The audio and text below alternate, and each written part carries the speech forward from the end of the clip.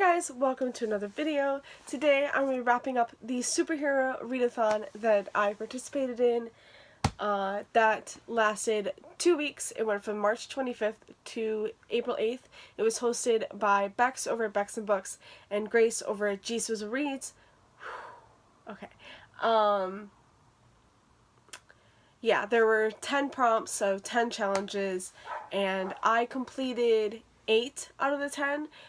One I knew for sure wasn't going to happen, and the other one I just didn't get to.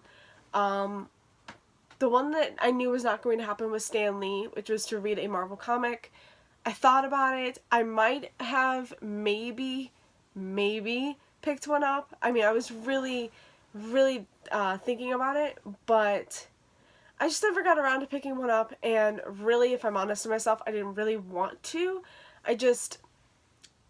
I'm not the biggest fan of comics. I love manga and graphic novels, but for some reason, comics just, I can never get through one, and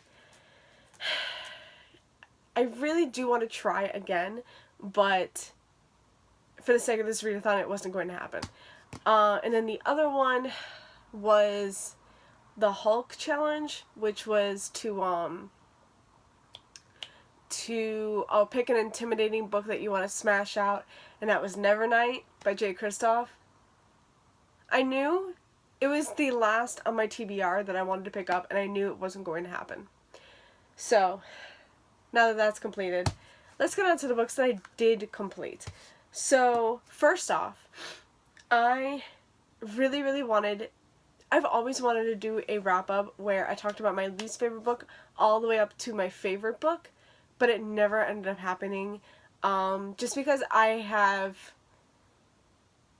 issues with talking about books out of order in series. So if I read, an entire series, and let's say I gave the third book, a lower star than the second book or the first book, well, I still want to talk about the first book first. So that always is a problem for me. I'm trying to work on it. So I really want to do it with this readathon, with this wrap-up. So that's what I'm going to do. I'm going to talk about my least favorite book all the way up to my absolute favorite book of the readathon, which I have to say was really hard just because I've read some really amazing books. I did update you guys a couple of times throughout the 2 weeks. I think there were 3 updates in 2 weeks. So if you want to know more, you can check those videos out. I will link them down below, as well as my TBR video, which has all other links and stuff that you can just go ahead and check out. So yeah, let's get on to the wrap-up. So the first book that I'm going to show you today is my least favorite book, but it was also, funnily enough, the first book that I started with the readathon with, and that is Halloween Rain by Christopher Golden and Nancy Holder. This is a novel based on the TV show Buffy the Vampire Slayer, and I gave this 3 stars. I really wanted to love it because I love Buffy the Vampire Slayer. It's my favorite show of all time, pretty much. It'll always be up there in my favorite shows. Right now, it's still number 1. I love that show. I think about that show daily. I sometimes rewatch episodes a lot. So picking this up was, of course, going to be an option. I've really been wanting to pick these up for the longest time. This is a 3-in-1, so there's 3 novels in 1 volume. Of course, it's the second volume. I have read the first volume, all 3 of those. But yeah, so I read the first one, Halloween Rain, for this readathon, and I gave it 3 stars. It follows Buffy and the gang fighting this, big bad during Halloween. It's really all I remember from it. I know there's, a prophecy having to do with, Halloween Rain, which is hence the title, and, this big bad, he's the Pumpkin King. He only comes out during Halloween, and believe me, I thought of Jack Skellington the whole time he was in that novel. Every time he came up, it was oh yeah, Jack Skellington. The reason I gave this 3 stars was really, I had to think about it. I wanted to just, give 5 stars because it's Buffy the Vampire Slayer, but I have to say, I didn't necessarily love it. If this was made into an episode of the show, I would have watched it once and never watched it again. And the Halloween episodes are some of my favorite episodes of the show. So that definitely was a letdown. Also, Buffy the Vampire Slayer gave me my favorite actor of all time. My first ever TV show crush was David Boreanaz. And his character Angel was nowhere to be found in this like novel. So that was, another letdown. So I had to really think, did I really want to give it 5 stars when I would never rewatch this episode if it was ever made into an episode? I'll never reread this. I didn't think it was that great. And Angel wasn't even in it, which really hurts. Also, I think this was like, if you really think about it, I think this is based on when Buffy, I think like the first season, this would have fit into that. And the first season are, like, I love every episode of the first season, though the second season is still my favorite season overall. I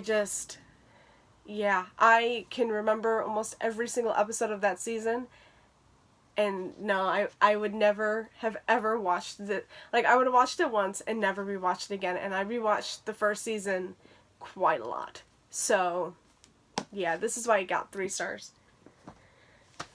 Next up, I have Night of Kickin' Puppets by Laini Taylor. Oh, also, my bad. I forgot to mention this. I read for the prompt The Avengers, which was to read a book based on squad goals. So, of course, Buffy and the gang, squad goals, of course. Okay, so next up I have Night of Kickin' Puppets by Laini Taylor. This is written by Laini Taylor and illustrated by her husband, Jim DiBartolo. And it's gorgeous. Like, I show this off in, like, every time. Oh my god, I can't get this open. It was just coming off. Like, I show this off every time. I love it. I love the colors. I love the illustrations. Like, there's just some really, really beautiful illustrations. I mean, yeah. So this follows a character from Daughter Smoke and Bone, Susanna, who is Karu's, the main character of Daughter Smoke and Bone's best friend. And in Daughter Smoke and Bone, you follow Susanna. We don't follow her, but she's one of the side characters, and she has this huge crush on the violin boy that she sees whenever she goes to work. And, in the first book that they are together. You don't know how they got together or anything. If that's a spoiler, I'm really sorry. I don't think it's really that big of a spoiler, but if it is, sorry, but that's what this is about. So you don't really know how they got together. You just know that she was really crushing hard, and a little bit later, they were dating. So that's great. This is a, like, little novella that takes place during the time that Susanna was, trying to get with him. I can't think of the word. I just can't think of it. But, yeah, this is, like, the journey they took before they actually got together. It was cute. It was sweet. I didn't love it as much. I love the ending. I thought the ending was really cute. I thought it was, it was definitely good. I gave this 4 stars. I did enjoy it. But I have to be realistic. I don't know if I'd ever actually reread it. I don't know for sure. But I did give it 4 stars. I did enjoy it. I'm happy that I read it. But yeah. Okay, I'm gonna stop talking about this. It was good though. I give it 4 stars. Alright, next up I have Daughter Smoke and Bone by Laini Taylor. Yeah. This is the first book to this novella. Also, I did it again. This book, I read for the challenge of Ant-Man, which was to read a tiny book that packs a punch, so like a novella or a short story or whatever, and this is a novella set in this world, of course. Though I've heard that this is book 2.5, or at least that's what it says on Goodreads. I don't understand why it's 2.5 when it takes place during the time, takes place during this, like, book. So yeah, I don't know for sure why that's like that, but okay. I'm going to say this now before I forget. I read this for the challenge of Iron Man, which is to read an oldie but a goodie, and I give this 4.5 stars. I think the first time I read it, I gave it 5 stars, and I really, really loved it. And I still really enjoyed it. But the first half, I have to be realistic, the first half was so hard to get through. But once it got to a certain point, I was all in, I was invested, and I was loving it. And it's so hard to talk about this because you go into this completely blind. You just cannot know anything about it when you're going into it. So I am going to say that this is a modern fantasy about a forbidden love, an ancient and epic battle, and a hope for a world to be made. That is what it says on the back. That is what little you get. It's so good, though. Laini Taylor's just amazing. Her writing is just absolutely gorgeous, and I really loved it. The ending, I remember now why I didn't really want to reread the ending, but now I really do have to continue on with the series because I need to know what happens with my characters and with this world and everything, and I just need to know everything. But yeah, this I gave 4.5 stars. I'm so really happy that I finally got back into reading this, and I cannot wait to pick up the rest of the series. Okay, so you can just guess where this is all going to go. Next up, I read Secrets in Death by J.D. Robb. This I gave 5 stars. So you can guess where the rest of those are going to go. I gave this 5 stars. This is like book 45 or so in the In Death series. I absolutely loved it. Follows Eve and the gang, Eve, Rourke, and the gang with another murder case. It's about a media gossip reporter or whatever. She was killed. Actually, where like Eve was there when she was killed, and Eve is on the case. She's trying to find out who killed her. She's also learning more and more things about the victim herself. Not, things that are not so great. But like Eve says, it doesn't matter who you are. It doesn't matter what you've done. You don't deserve to die. If anything, you deserve to live in a cage, but you don't deserve to die. And for the killer, no matter what has happened to you, no matter what, let's say, she has done to you,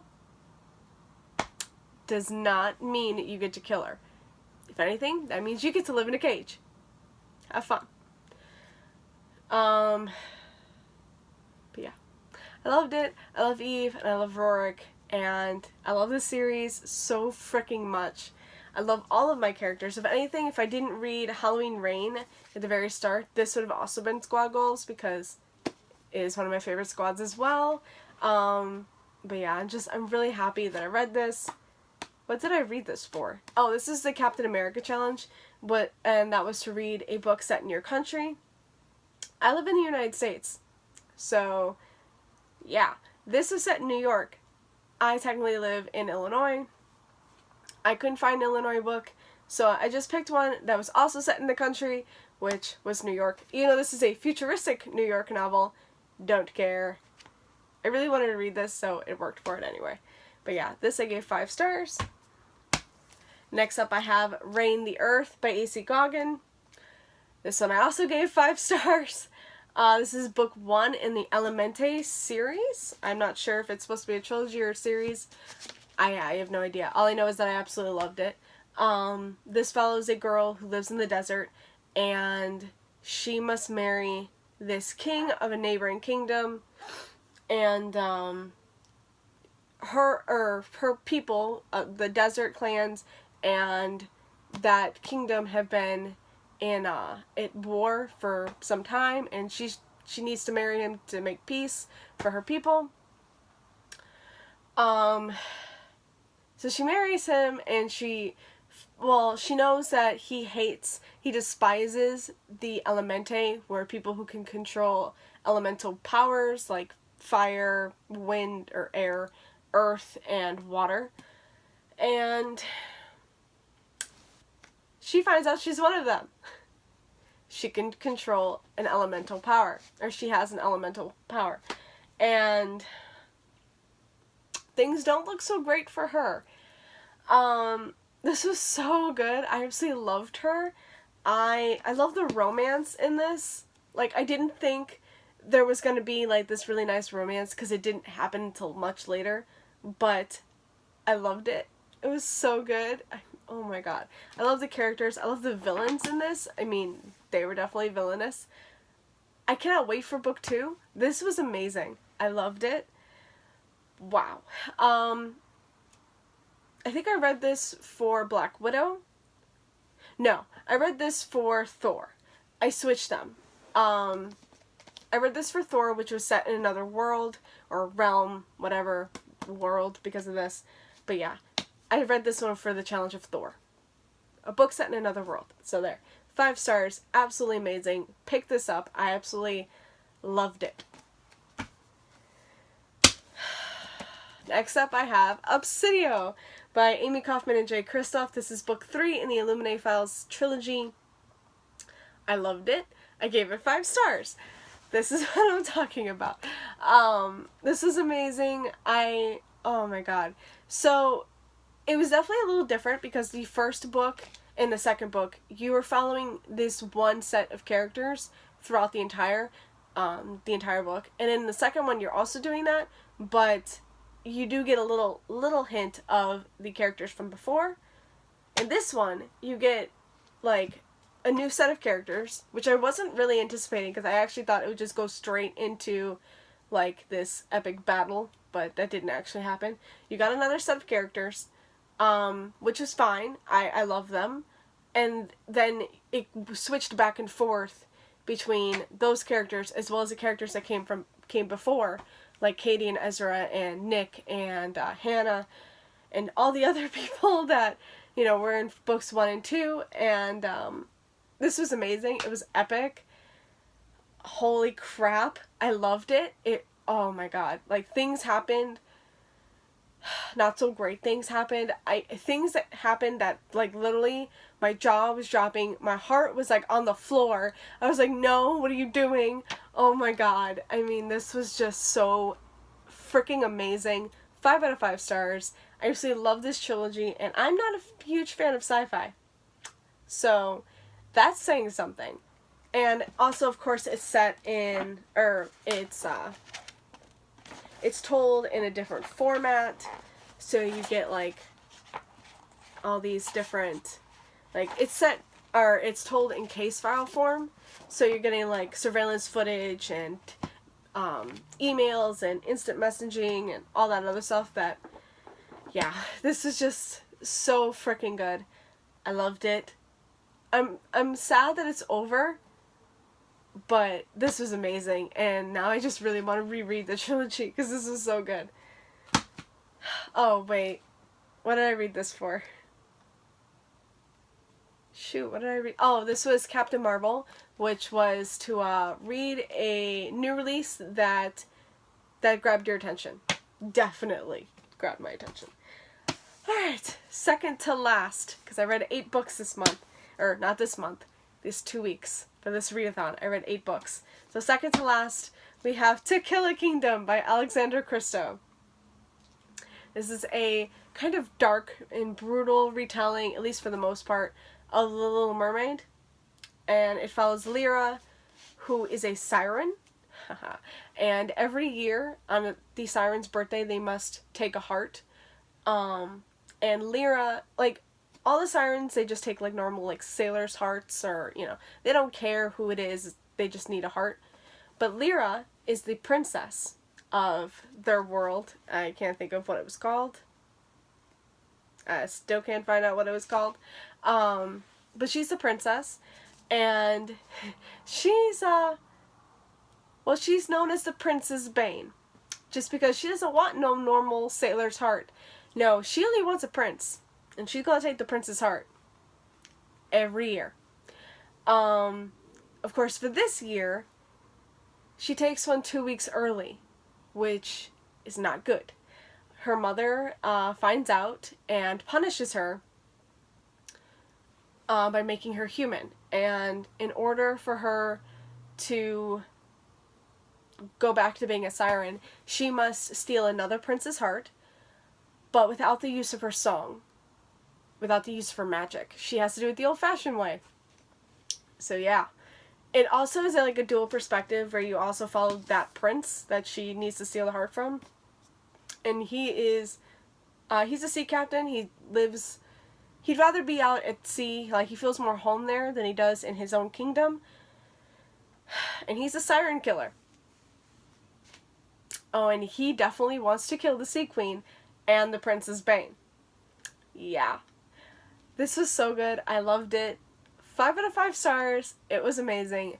I read this for the challenge of Black Widow, which was to read a book with a really kick-ass female protagonist. Yeah, Lyra was definitely that. I love this book. It was amazing. 5 out of 5 stars. Okay, lastly, but certainly not least, my favorite book of this readathon. I went back and forth with this. I didn't know if I really wanted to give it 5 out of 5 stars, but really thinking about it, for sure I was going to give Children of Blood and Bone 5 out of 5 stars. I went back and forth with the 4.75 or 5. It was just, I didn't know whether or not to give it a full 5. But then I really thought back about it, and I loved this book so much, and I really want to go back and reread this again. This was amazing. Oh my god. I mean, a lot of people pitched it as Black Panther with magic. A lot of people were saying that this has, after I started reading it, actually, a lot of people were saying how it has elements of Avatar: The Last Airbender, which I noticed, which was really good. I love this. This follows our main character, Zelly, who, okay, so her people, oh god, I can't remember if they're called, I think they're called the Diviners. I think the ones, okay, so Zelly, when she was young, she remembers when magic flowed through the land, and then when she was young, she also remembers when it was taken away. It vanished for good. And they are under the rule of this, like, real tyrant king who wants to see magic gone for good. He wants it gone forever. No trace of it whatsoever. Zelly is in a market one day, and she meets, oh my god, I think her name is Amaya. I can't remember. I am so awful. Oh my god. Oh, come on. She's, like, everywhere. Okay. Well, she meets the princess. Why can't I find her name? Well, she meets the princess. I want to say it's Amaya or Amari. Okay, she meets the Princess Amari. And Amari has something that could bring magic back to the land. So Zelly, Amari, and Zelly's brother, Inan. No, not Inan. Zane. Okay. Her brother Zane, they go out on this journey to bring magic back to the land. But also they are on the run from Inan, who is Amari's brother, and he wants to stop them because he wants to see magic gone as well as his father. This was so freaking amazing. It was so epic. It was just written so beautifully. I loved it. I loved every second of it. I want to reread it. Oh my god, this book was awesome. The ending was just a killer, and I want so badly for the second book. So badly. I was going back and forth whether or not to give it a 4.75 just because I didn't really love the ending. Or not the ending. I didn't love the romance. And there were just moments throughout the book that I felt that I didn't really like how Zane was talking to Zelly, to his sister. It kind of irked me a little, but it didn't stop me from loving this book. And the romance was dealt with. Everything was dealt with, so I gave it a full 5 out of 5 stars, and I absolutely loved it, and I want to reread it now. Yeah. The funny thing is that I wasn't anticipating picking this up whatsoever. I know people were hyping it up. I know people were talking about it for so long. And I'm like, it just doesn't, for some reason, it didn't register in my mind that that's something I would want to pick up. And then, I don't know. I don't know why, but I looked into it. I think then I found out that I had just seen Black Panther. That's what it was. I had just seen Black Panther and absolutely loved it. And then this was pitched as Black Panther but with magic. So that's why I picked it up. I'm so happy I did. This is freaking amazing. Tomi Adeyemi is seriously a genius when it comes to this. I mean, this was just amazing. I'm going to stop talking about this because I could literally go on and on and on about how much I love this book. But yeah, this is my favorite read of the readathon, and that concludes this wrap up. Oh my god, thank you guys so much for watching. I hope you enjoyed this video. I know I had a lot of books to talk about, and they were all pretty freaking great. So, thanks so much for watching. I hope I'll see you again soon. Bye. Happy reading.